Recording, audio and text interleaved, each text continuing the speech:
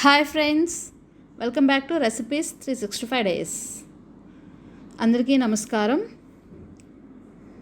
ఈరోజు ఇడ్లీ స్ప్రౌట్స్తో ఇడ్లీ ఎలా చేయాలో చూద్దాము. రెగ్యులర్ ఇడ్లీ ఎప్పుడు చేసుకుంటూనే ఉంటాం కదా, ఇలా స్ప్రౌట్స్తో కొంచెం డిఫరెంట్గా చేసుకున్నారనుకోండి, హెల్త్కి మంచిదే, అలాగే టేస్టీగా కూడా. స్ప్రౌట్స్ తినడానికి ఎక్కువ మంది ఇష్టపడరు కదా, సో ఇలా చేసుకున్నట్లయితే కొంచెం టేస్టీగా కూడా ఉంటుంది. సో అందుకు గాను ఇలా ఇడ్లీ పిండి బ్యాటర్ని ముందుగానే మనం గ్రైండ్ చేసేసుకొని పెట్టుకున్న ఇడ్లీ పిండిని తీసుకోవాలి.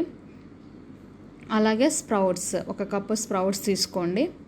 ఈ ఇడ్లీ పిండి ఎలా తయారు చేసుకోవాలి అనేది ఇంతకుముందు వీడియోస్లో చూపించడం జరిగింది, ఇవి చూడండి.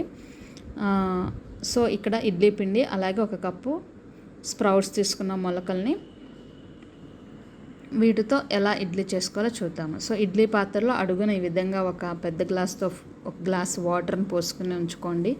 ఇవి ఆవిరిలో ఉడుకుతాయి కదా, ఈ వాటర్ సరిపోతాయి ఉడకడానికి.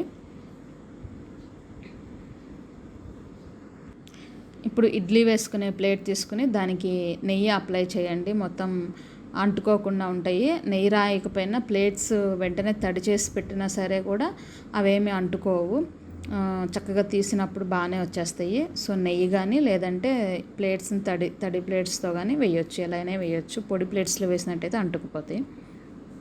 ఈ విధంగా ప్లేట్స్కి నెయ్యి అప్లై చేయండి.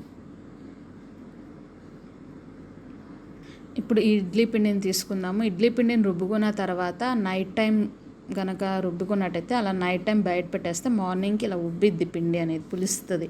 అలా పులిచిన పిండి చక్కగా ఇడ్లీలు అనేది కరెక్ట్గా వస్తాయి. దీన్ని కొంచెం కదుపుకోవాలి, తిప్పుకోవాలి. ఓవర్గా తిప్పేయకండి, ఇలా కొంచెం తిప్పితే ఏంటంటే చాలా సాఫ్ట్గా వస్తాయి ఇడ్లీ. అలా పొంగిన పిండి అయితే మనకి పర్ఫెక్ట్గా వస్తుంది. పొంగలేదనుకోండి ఇడ్లీలు గట్టిగా ఉంటాయి, పిండిలో ఏదో ప్రాబ్లం ఉన్నట్టు. ఇలా పొంగిన పిండిని తీసుకొని ఇప్పుడు ఈ పిండిని మనం ఇడ్లీ ప్లేట్స్లో ఇడ్లీలాగా వేసుకుందాము. సో ఒక ప్లేట్ అయితే ప్లెయిన్ ఇడ్లీస్ వేసుకుందాము, అలాగే మరొక ప్లేట్ మొలకలతో వేసుకుందాము. సో రెండింటికి తేడా తెలుస్తుంది.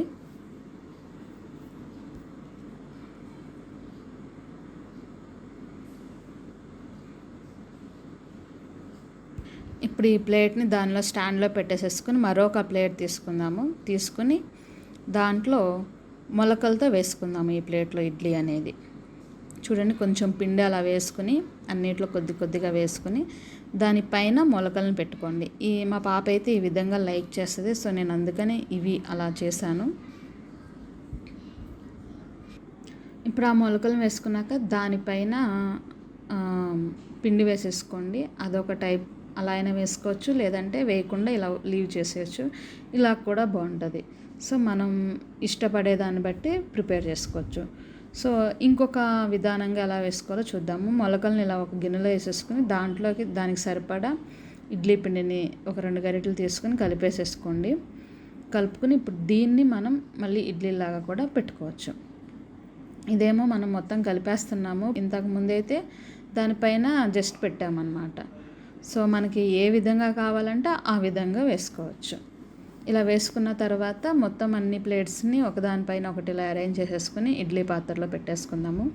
అడుగున నీళ్లు కంపల్సరీ పోయాలి, ఎందుకంటే ఇక్కడ ఆవిరిలో ఉడుకుతాయి కాబట్టి ఇడ్లీ.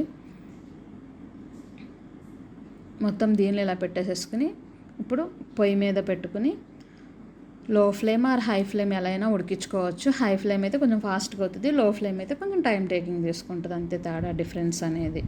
సో స్టవ్ ఆన్ చేసేసుకుని పొయ్యి మీద పెట్టుకోండి.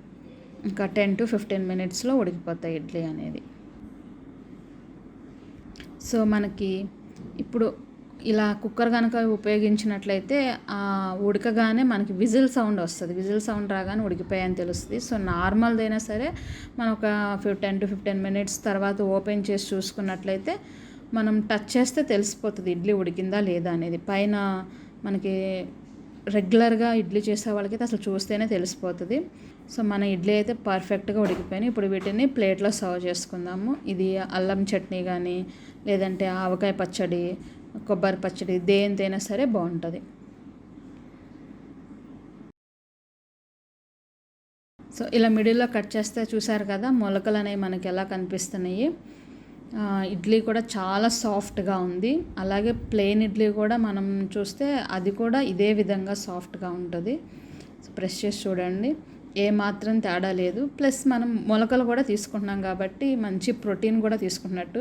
ఇడ్లీలో ఎక్కువ కార్బోహైడ్రేట్స్ ఉంటాయి కదా రవ్వ వలన, మొలకలు తీసుకోవడం వలన ప్రోటీన్ అనేది కూడా యాడ్ అవుతుంది. హెల్దీ రెసిపీ తీసుకున్నట్లే, హెల్దీ బ్రేక్ఫాస్ట్ తీసుకుంటున్నట్లే మనం ఇక్కడ. సో ఈ వీడియో మీకు నచ్చినట్లయితే లైక్ చేయండి, షేర్ చేయండి. అలాగే మరిన్ని లేటెస్ట్ అప్డేట్స్ కోసం తప్పకుండా సబ్స్క్రైబ్ చేసుకోండి. Thank you for watching this video. Bye bye.